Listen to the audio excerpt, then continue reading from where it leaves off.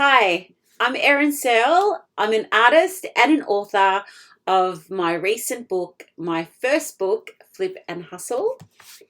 Here's the book. We'll go this side. There it is.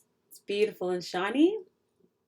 How to generate extra income in as little as 2 hours per week. Beautiful.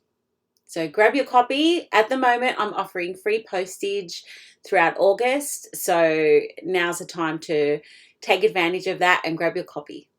Okay, let's get into this.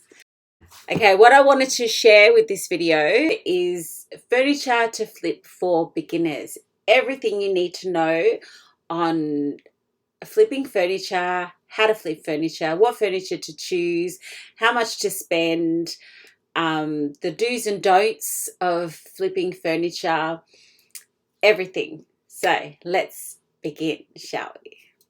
Now, there is an array of furniture that you can choose to flip. Now, a lot of people tend to like to flip chairs. Chairs, I would have to say, are the most popular piece of furniture to flip, and that is precisely because they are easy to do. So they're the easiest, they're the cheapest. Well, sometimes they're the cheapest. It depends what chair you get. But they are definitely a lot of fun to refurbish because a lot of people need one chair. So you can go and paint it whatever color you want. You can paint it the color of the rainbow. You can choose fluoro colors. You can choose pastel. You can choose muted colors. There's a huge array of choice out there for chairs, and they are definitely my favorite to flip. You can make a lot of extra cash flipping chairs, and they're quick. They're not necessarily a long-winded process, especially if they haven't been painted before and you're buying them raw or, just varnished, lightly varnished. So they are my absolute go-to. But if you're starting out, I would recommend buying small pieces. Small pieces are ideal.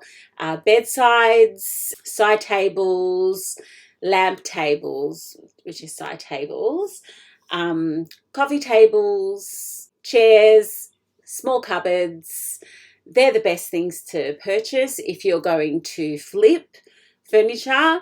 They're small, they're compact, they can fit in your car. You can carry them without breaking your back, because that is the biggest problem, I think, with refurbishing furniture and flipping it, is it's heavy. It's back-breaking work. I was getting into the big pieces because I wanted to make more money, and the big pieces do offer you more of a substantial amount of cash per piece. And not just that, I wanted to challenge myself. So I wanted to pretty much experiment and do lots of different pieces. I didn't, I can get bored easily. So I wanted to do new and exciting things with my furniture. So what I did was I started buying heavy furniture, and I actually didn't realize it was that heavy until I had purchased it. I mean, some of these pieces I regret buying them. I really regret buying them because it wasn't worth it. It really wasn't worth it. I could have purchased a lot lighter pieces, and maybe I would have had to purchase more of those pieces, but it would have been less strain on my back, because I was bedridden for 3 days this one particular time because my back was just so sore. I literally couldn't move, and I knew there and then, this is the furniture. I am carrying this furniture all the time. Like, I was helping my ex-husband carry the furniture, him on one end, me on the other. And I'm not a very strong person. Like, my arms are not very strong. And it was just The worst, the worst. And I will never do that again. And that was a big lesson learned for me. So anyway, back onto this. So the best pieces are light pieces. If you can get light pieces that you're not constantly carrying furniture, that you're not constantly moving it. I mean, also there's the issue of storage. You need to have an area where you can store the furniture, because there can come a period of time where you have so much furniture to sell and so much furniture to refurbish, and you are completely inundated with furniture and you look like a massive hoarder. So you need to get rid of the furniture. As soon as you get it, refurbish it, get rid of it, move on to the next piece. I would totally recommend 5 pieces at a time to refurbish, no more than 5. If you have more than 5 pieces, you have too many and you don't need them. Okay, that you can get furniture everywhere. I can go to the market and I can pick up 10 pieces of furniture like that straight away. Like I don't even have to look even. Like they're there. Everywhere I look, there's furniture and people are giving it away. People are giving away beautiful antique furniture. They don't even know what they have. So you will never run out of furniture. You will never have to worry about not finding a beautiful piece. I mean, just recently I found a chest of drawers. It was on the side of the road. And sometimes they're the best finds. And I found this piece of furniture on the side of the road and it was gorgeous. And I made my partner stop the car. I'm like, stop the car, stop the car. Oh my God, I can see a beautiful green piece of furniture hiding behind that tree. So we checked it out and sure enough, it was a gorgeous chest of drawers. And I instantly fell in love and my partner was saying, oh my God, they're mine, I want those. And I'm like, no, we're selling them. The owner of the house came out just as we arrived and he's like, oh, you want the chest of drawers? Take them. I've got other furniture inside if you want it. And he was giving away, we went inside. I wouldn't have done that if I was on my own. We went inside to his house and there was this amazing piece of furniture. It was a sideboard and it was, I'm sure it was an old English piece. It was so ornate and gorgeous. And I looked at my partner and I'm like, oh my God. And he's like, should we get it? And I'm like, oh, yes. But I ended up changing my mind because it was very, very heavy.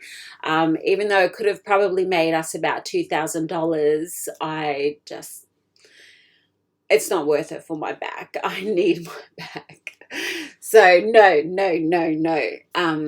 And not just that, I still flip furniture. I love it. I mean, I can't stop. I need to do it because I love it. I love furniture. I love wood. I love painting. Just everything about it. I'm really passionate about it. So, okay. So what to look for in a piece of furniture?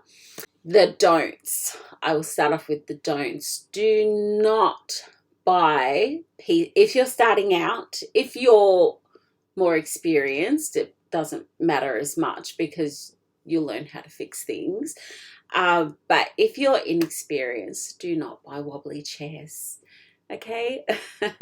A lot of the time you have to pull the chair apart, glue it, and clamp it, re-glue it, clamp it. If there's a break in it, those breaks are really, really hard to fix unless you're, experienced at that kind of thing. If you're really, really handy, if you're like me and you're not really, really handy, you just love decorating and painting things and making things look beautiful, then no. Don't go there because that piece will be sitting there for a long time and you will never get to it. You'll be like, no, I'm going to do an easier piece first. Yeah, because it'll take up too much of your time. It's a skill to learn. These are skills, and Unless that's something that you want to do, I don't recommend it. So if you just want to flip quick, make quick cash, yeah, stay away from those pieces. Also, pieces with borer. Okay, a lot of these pieces that have the borer holes, you know, people will say to you, oh, the borer's gone. You know, they went a long time ago. That's why there's holes. And a lot of people will say, no, no, no, no, no, the borer is still there. Just to be safe, forget about those pieces. Okay, there's so many more pieces out there. You don't really need those pieces unless it's just absolutely amazing. But yeah, I would steer clear of those just in case. To kill those borers, that's a specialty job, and it can be highly toxic as well if you're doing it yourself. So, and you need a special area to do that kind of thing. So I would just steer clear of those. Also, damage, breakages in the wood, breakages. No, no, no, no, no. That is too much work. Too much. So you want to, it's like a house. You buy a house, okay, the floor is sinking, you need to re-stump the house, that's going to cost you $10,000 to $20,000. Okay, the electrics need to be done, that's another $8,000 to $10,000 or however much. You don't want to do that. You want to buy a house that is just cosmetic changes. Why? Because you're going to save a lot of money. And it's the same with furniture. You want to buy furniture that it just needs cosmetic changes. Paint, it's not really expensive when you have 10 pieces of furniture, and you can paint 10 to 20 pieces of furniture with a 1 litre tin of paint. So yeah, I would steer clear of furniture with breakages. That's a lot of work. If you want to, you can. But if you're just starting out, just stay away from them. Just focus on pieces that only need cosmetic changes. And there's plenty out there, plenty. Places to find furniture. There are so many places to find furniture. You can find furniture on the street. You can find furniture at your neighbor's house. They give it away, like they leave it on the street. Hey Erin, do you want this piece of furniture? Oh my God, yes, please, I would love it. Thank you. Anywhere. The market is a really good place to find furniture. We have a Sunday market here in Geelong, local market, and they're always selling furniture and bric-a-brac and all kinds of wonderful things, really cheap. So you can buy furniture there. There's furniture warehouses that you can go to that sell secondhand furniture. I would focus on vintage pieces. Vintage pieces are the absolute best, as far as I'm concerned. I wouldn't even bother with new pieces. I mean, you have a smorgasbord of vintage pieces. So, and they're beautiful. They're gorgeous. They're solid wood. You know, even the old laminate ones, you can repaint those with laminate paint. So the world is your oyster with vintage furniture. Other places you can go to are antique stores. Antique stores are a little bit expensive though. I wouldn't necessarily go to them. It's great to look. It's great to do some research, go to antique stores, do some research, see what they have, what their prices are. Sometimes you can find a bargain. Sometimes they're clearing out items, so you can find a bargain. But they are pretty much retail, and a lot of the time they're pretty spot on with their prices. So I wouldn't even go there. You can try it. There's so many online places that you can purchase furniture. You can buy vintage furniture. Now, another thing that I need to mention, that I mentioned previously in my first video, 7 tips for flipping furniture. you don't want to spend over $60 on a piece of furniture that you refurbish. You probably won't ever spend $60 on a piece to refurbish anyway, especially these small pieces. A lot of the time you will find pieces. I mean, I've found chairs for $10 each. I found chairs that they were giving away. A lot of my favorite kind of chairs were pop-up seats, chairs with pop-up seats. That's where the inside of the seat comes out. So, and it's got fabric on it. It's been reupholstered. It's been recovered in fabric. So they come out of the seat, and they are the easiest chair to refurbish when it comes to reupholstery. I did dabble in reupholstery. I was so passionate about reupholstery. I wanted to become a reupholsterer. So I learned so much about reupholstering. I brought a book about reupholstering. I watched YouTube videos about reupholstering. Google was my friend. I brought reupholstery tools from this reupholstery online shop years ago. You can easily learn how to reupholster a pop-up seat. They're the easiest. The tools might be a little bit expensive, but it's definitely worth the outlay because you will make that money back and more. So, and the great thing about chairs with pop-up seats is that you can paint the chair, and you can use the colors in the fabric to choose the color of the paint that you're going to have the chair painted in. So here's an example. I did so many of these. I absolutely loved them, and other people loved them, and there's nothing better than a seat that has cushioning. So I'm really practical as well. I like to find pieces that have a lot of practicality. If they're not useful for something, then do you really need them in your home? So I like to have pieces that are very useful, very practical, good storage solutions, bedside tables with a cupboard and a drawer. Like, wonderful. I love that. Now I'm going to share with you another video later about how to refurbish furniture. I'm going to share with you a tutorial. So I wanted you to actually see the process of refurbishing a piece of furniture, what I do, how I transform it into something beautiful. So I'll be sharing that with you very soon. So please like, please subscribe, please leave a comment. I would love to hear from you. I really would love to see, like, who is here, who's listening. What do you need? Do you want some questions answered? Do you need to know about a specific thing? Would you like me to do a video on a specific thing about furniture? I'm happy to do that. So leave it in the comments. Let me know and I'll make it happen. Okay, the next thing you want to learn about is what the pieces are called.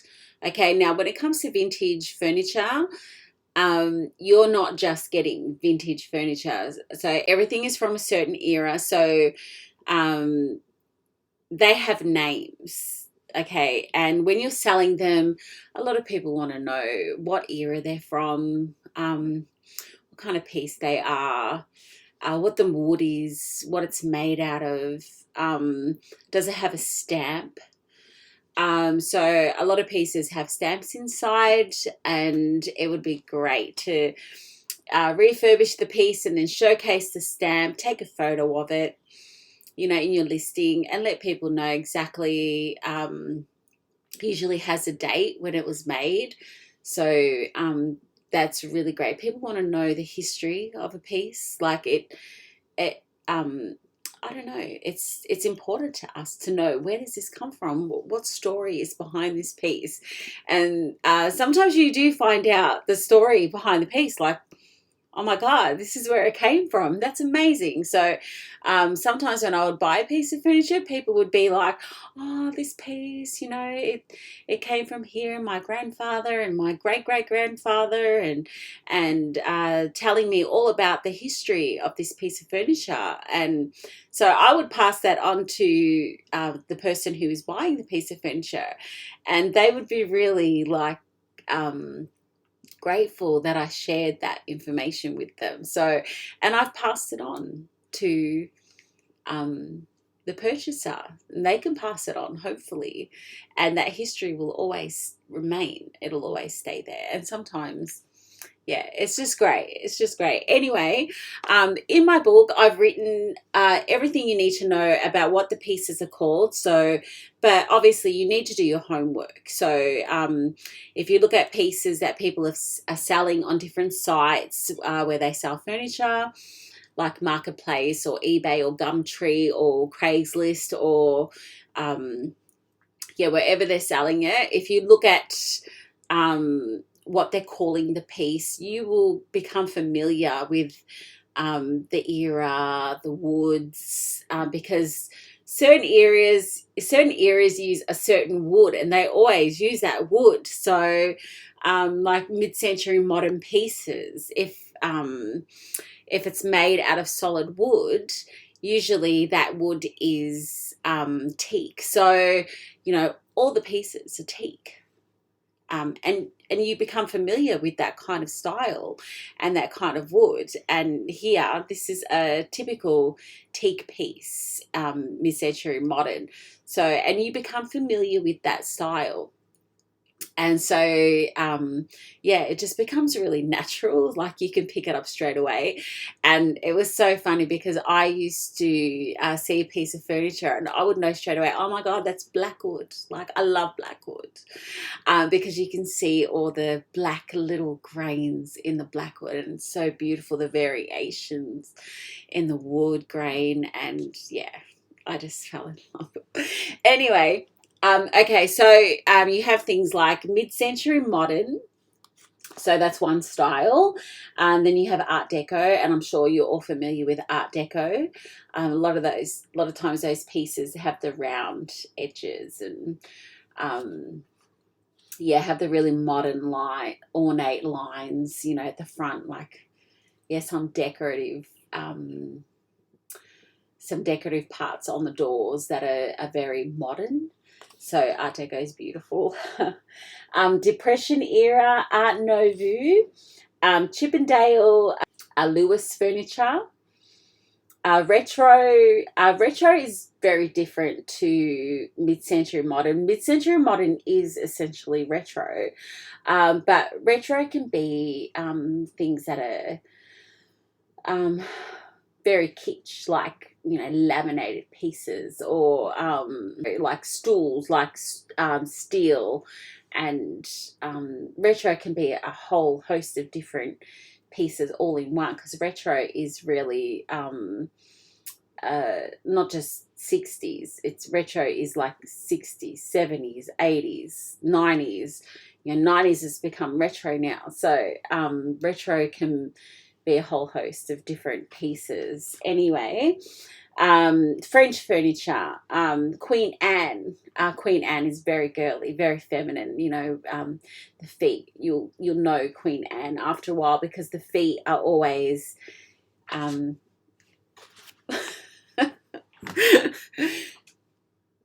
these are the feet of a Queen Anne piece, and you'll just become really familiar with that. Then you've got Rococo, shabby chic. Shabby chic is more of a style rather than a piece of furniture. Shabby chic. Shabby chic is usually pieces that are white or pink. Or they can be all different colours. Pastel-y colours, pastel. And usually they're sanded back in areas to give it a bit of a shabby look to it. So that's shabby chic. Yeah, and it's very feminine.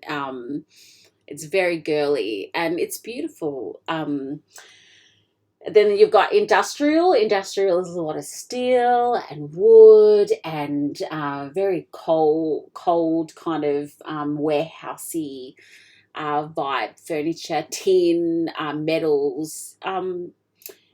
Chinoiserie. I love chinoiserie. Chinoiserie is cane and brass, anything with that Chinese kind of, uh, feel to it. I love it.